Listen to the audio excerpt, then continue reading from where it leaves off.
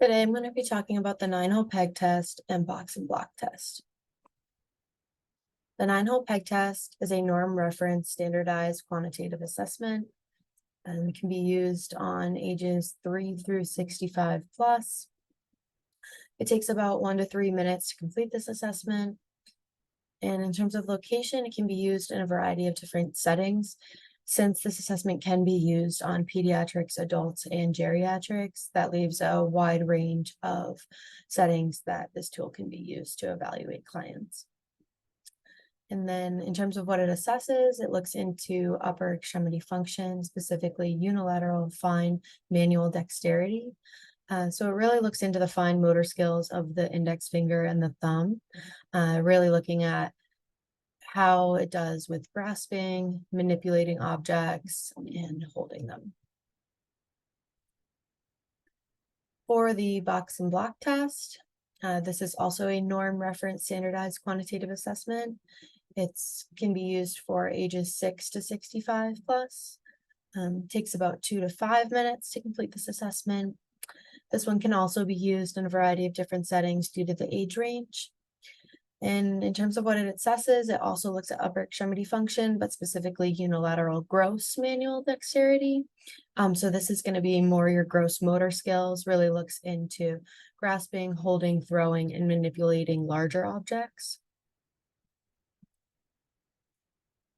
So in terms of how to administer the 9-hole peg test, you're going to need a wood or plastic pegboard with 9 holes, a container for the pegs.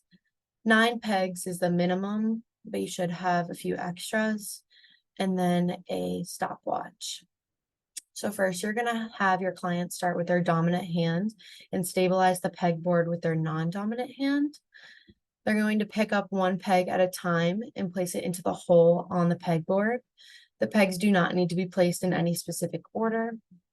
And then once all 9 peg holes have been filled, the client can then take each one of them out one at a time and place them back into the container. The administrator will use a stopwatch to record the time. You start the stopwatch once the client picks up the first peg and end the time once the client drops the last peg in the container.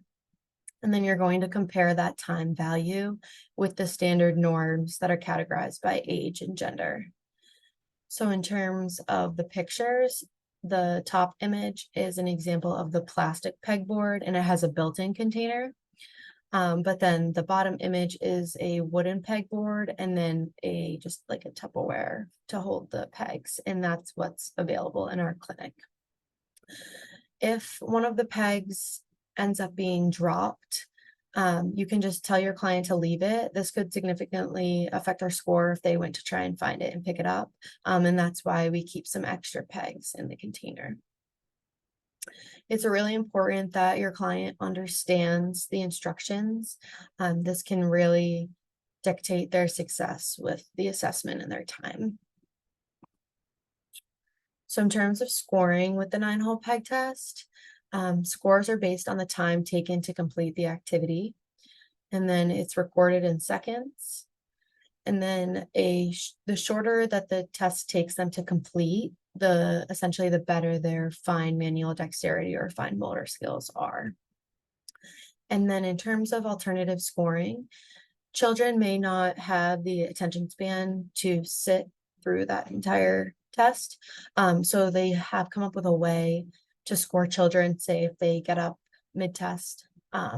So you can count the number of pegs placed divided by the time it took the child to place the pegs, and results are expressed as a number of pegs per second. And then this image on the right is just a score sheet that you could use if you were performing this test over a period of time. So these are the score sheets for pediatrics. Essentially, these are the norms. So you can see on the left that, well, I divided this first by male and female. And then the age is on the left, and you would look in the age range of your client and then look at the mean score for their dominant versus non-dominant hand. And then this is the sheet for adults with the same concept. So I'm going to show you guys how to administer this test.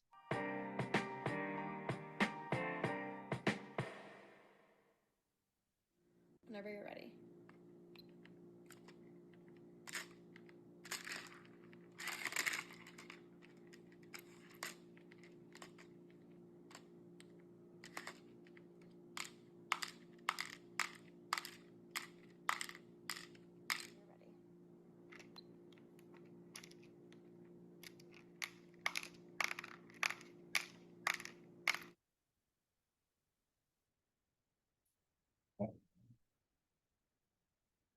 So that was the assessment. Kind of put what I said before into words. So in terms of scoring, so if that were a client, I use the stopwatch and start and stop at the times that I said to when they pick up the peg. And so for her dominant hand, which was the right, it took her 15.81 seconds. And for her non-dominant hand, it took 17.71 seconds. And I put the stopwatch proof there. So then I would then cross-check that with the female norms for her age range.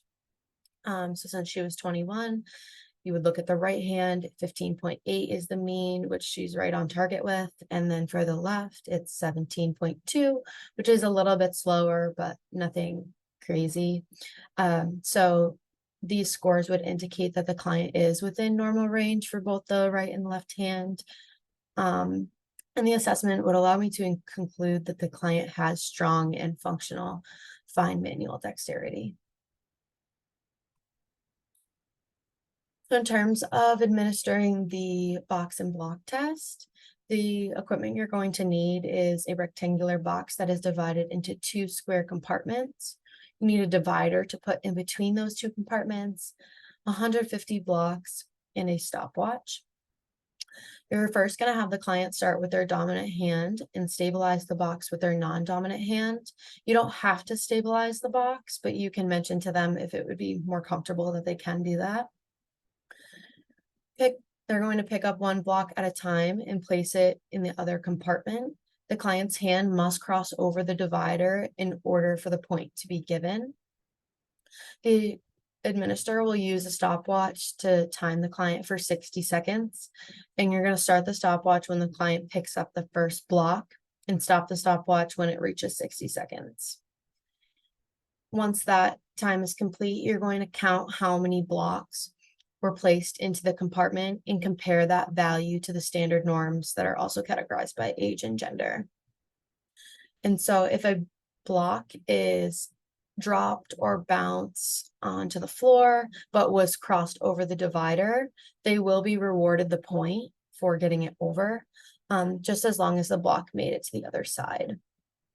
And then if multiple blocks are carried over at one time, so say they take two in one hand and drop it, that only counts as 1 point.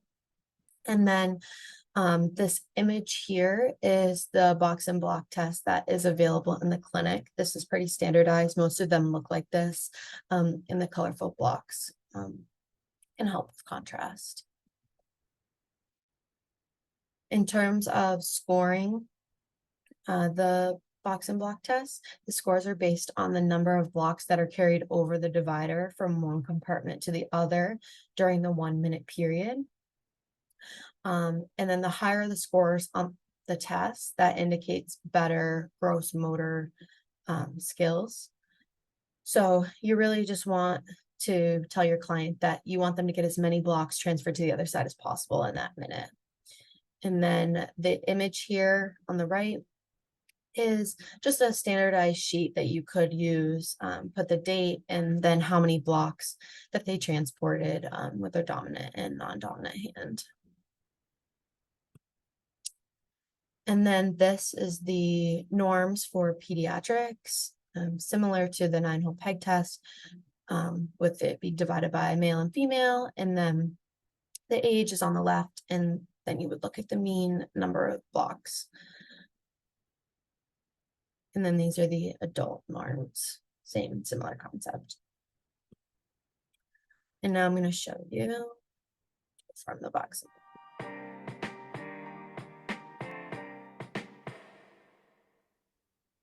Whenever you're ready.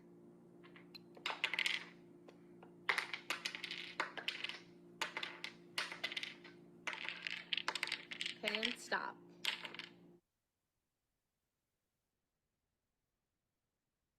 So as you could see, that was a very quick video. It takes a minute. I figured you guys didn't want to see every single block that she placed, but I kind of sped it up a little bit. So the end result was that her dominant hand, which was the right, there was 82 blocks that made it to the other side in 1 minute. And then for her non-dominant hand, it was 79 blocks in 1 minute. And so I just cross-checked this with the references for adult for the 20 to 24 category. Her scores were a little bit lower than these norms, but what we have to take into consideration is that these norms haven't been updated since 1985. So there may be discrepancies. And then, but this is still a good score for gross manual dexterity. And the test allowed me to see that she was highly functioning in that category in both hands. So in terms of reliability and validity for the 9-hole peg test, in the research articles that I found, it had excellent reliability, both intra and inter-radar. So intra-radar reliability is when, like, how consistent scores are if the response is done by the same individual multiple times, using the same assessment. And then intra-radar is how consistent the scores are likely to be if multiple people perform the assessment. And so in articles that I found, the ICC was greater than 0.9 with research on MS, cerebral palsy, strokes, and Parkinson's disease populations, which is like a wide range of disability levels. So basically, an ICC score above 0.9 is relevant or related to, it means that reliability is extremely high. 0.75 to 0.9 is just good reliability. So the fact that I found this in multiple research articles of that score higher just really showed how reliable this assessment is. There was also very small to no proportions of error when completing these. And then it had excellent ecological validity. So this relates to realism. So it's how the assessment matches the skills that they're going to use in their actual context. So multiple studies showed and proved that that the upper limb function that is tested in these assessments correlates and can be beneficial when they go to the real world and need to use those same skills. And then it also had excellent convergent validity. And this is just when a measure is strongly associated with measures of similar constructs so that it correlates with research that's already been found. And so the 9-hole peg test is heavily researched, and there continues to be similar results across the board from all different, from 1985 until now. It's very similar. And that overall makes this a really reliable and valid assessment for OTs to use. And it is a gold standard assessment in OT practice today. In terms of validity and reliability of the box and block test, it also has excellent reliability, both intra and inter-radar reliability. And the ICC scores were greater than 0.9 with research on older adults, children, neurological conditions, and individuals with rheumatoid arthritis. So this was very similar to the 9-hole peg test. They both were very reliable. And then also had small to no proportions of error when measuring the assessment. It also had excellent ecological validity. And then it had good criterion validity. So this is how accurately the test measures the outcomes it's designed to measure. So how good it did of a job at measuring gross motor skills. And so it was concluded that this is a good assessment for measuring that. So factors that may bias assessment results, it was very similar across articles for both the 9-hole peg test and the box and block test. Um, so I would say, so the first one was that research is mainly focused on neurological conditions for pediatrics and adults. I had a really hard time finding articles that were about other populations besides stroke, cerebral palsy, MS, Parkinson's, dementia. Those were all really popular populations to assess. So I would say that the assessment does need a little bit further research or more research on um, other conditions or just older adults or pediatrics as a whole. There could be selection bias for a study. This didn't happen in any of the articles that I read, but it is a bias that um, could occur and detrimentally impact the assessment's results. Another bias was that it's very limited research about other races and ethnic groups. Out of the articles that I looked at, I only found one that looked at a different cultural group, and it was done in India. The rest were completed in the United States, and a lot of the test subjects were all white people. So what I would say is that there's not many other countries or races that are being looked at in these studies. So we can't conclude that the norms would also apply to them. So I would say more research needs to be done on that. And then I mentioned this earlier, the norms for both assessments are dated. The pediatric ones are more updated, but the adult ones specifically, they were both done in 1985 and have not been updated since. So that's something we've changed a lot since then. So looking into that and making sure that they're still accurate. And then the last bias was how the administrator explains the assessment and how the client understands the instructions. So it is the administrator's responsibility to make sure that the client understands the assessment, and you may have to alter how you explain it to them, depending on what condition they have and the level of cognitive skills that they have. So you really just want to be using appropriate terminology and just making sure that the client understands and giving them a little bit of time to practice if they need it. And this can really impact scores if not done correctly. So why is the 9-hole peg test and box and block test beneficial to OT? So this is a low-tech clinical assessment. It does not require any technology really for the client to use. So that's beneficial for specifically adults and the elderly. Some of the newer technology can be a little confusing, so this really helps with understanding it.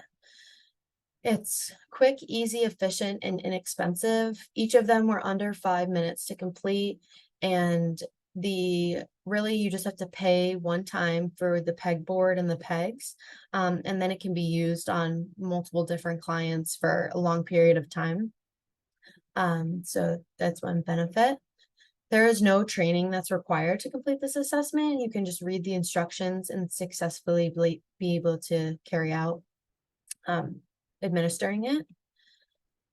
Both assessments were reliable and valid, and it shows across time that it can show the progress that people make over a period of time, which is really nice if you're doing sessions as an OT and you want to see if your interventions have been working. This assessment has been proven to show that change. And then this can be used on a wide range of populations, as I said, pediatrics through geriatrics. And then it assesses relevant hand functioning and motor skills that can predict independence in ADLs and IADLs. It's important to have reliable assessments when we're practicing, and it kind of allows us to ensure that we're being as efficient as possible. And obviously the goal of these assessments and the interventions that we do is for people to gain independence throughout their everyday life. So that was one thing that was a huge plus and beneficial to OT with both of these assessments. And then these are my prompts. for you guys to answer. And then these are my references.